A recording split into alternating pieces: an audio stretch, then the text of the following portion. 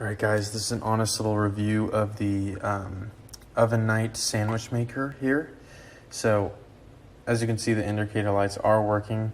It's heating back up again, just because I popped it open for a second. But the sandwich is done. I just wanted to show you guys what a sandwich looks like cooked in here.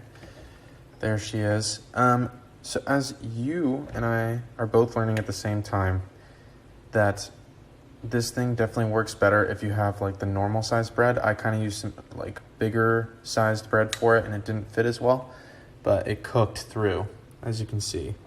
Cheese is melted. Let's pull this thing off without getting the fingers all hurt. Oh boy, that's hot. As you can see, there's just some leftover butter marks. That was some butter that I put in there.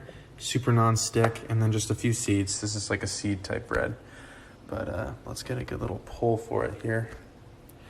Oh yeah, gooey grilled cheese sandwich. But yeah, just wanted to show how this thing works in action.